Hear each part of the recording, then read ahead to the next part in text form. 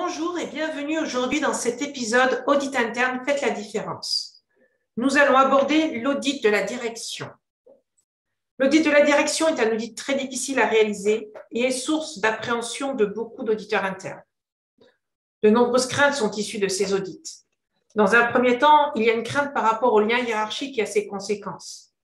L'auditeur interne éprouve beaucoup de difficultés à exprimer les constatations d'audit, notamment s'il faut en sortir des dispositions qui ne répondent pas aux exigences. L'auditeur interne redoute les conséquences de ces audits par rapport à sa carrière. Ensuite, il y a une peur de ne pas être à la hauteur, de ne pas identifier les bonnes questions, la peur d'être jugé finalement par celui qui vous emploie. L'audit de la direction va donc demander des précautions particulières.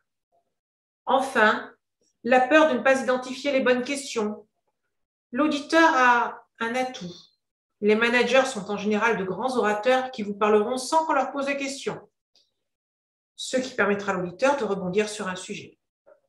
Bien évidemment, l'audit de la direction demande une qualité essentielle, la diplomatie. Pour auditer la direction, dans un premier temps, il va falloir parler le même langage. La première question que l'on peut poser, c'est « Qu'est-ce que vous attendez de vos audits ?» L'implication de la direction est essentielle dans les systèmes de management et les résultats d'audit doivent être rapportés à la direction. Il s'agit donc d'une question tout à fait logique. Au travers de ces attentes de l'audit, nous allons obtenir une ligne directrice pour notre audit et en apprendre davantage sur sa manière de piloter le système de management. Ensuite, il va falloir oublier la norme. Ce n'est pas la peine de leur parler de processus, de procédures, d'exigences, mais plutôt de ce qui les intéresse, les résultats. Il faut garder la philosophie des normes et plutôt parler stratégie plutôt que des enjeux internes et externes, parler objectifs, parler résultats, parler pilotage des activités. On va donc garder la philosophie des normes et poser des questions avec le vocabulaire de la direction. Par la reformulation et le questionnement, on va amener la direction à réfléchir par rapport à ce qu'il a déployé, par rapport à sa stratégie, ses objectifs et ses résultats. Est-ce qu'il a les résultats attendus? Comment il surveille? Et au gré des discussions, la direction va elle-même mener la réflexion par rapport à l'atteinte des exigences et souvent statuer elle-même sur les résultats. Ouf, elle fait le constat elle-même. Ensuite, il va falloir maîtriser l'interview.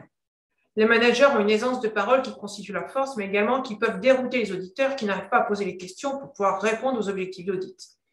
Il convient donc d'écouter, mais aussi de recentrer. Par exemple, en soulignant l'intérêt d'un élément de ses propos et en demandant un approfondissement, voire des éléments factuels, des preuves. L'auditeur va ainsi recibler son audit sur l'objectif à atteindre. Il convient bien évidemment toujours d'écouter et de reformuler ce que la direction a dit, puis relancer au travers de questions. Et au travers de ces questions, on peut amener le manager à faire lui-même les constatations par rapport à l'exigence. L'essentiel, c'est d'avoir un questionnement adapté qui le fait réfléchir sur les risques ou les opportunités par rapport à ce qu'il vient de nous décrire. Donc, pour réussir l'audit de la direction, il faut écouter et adapter son langage.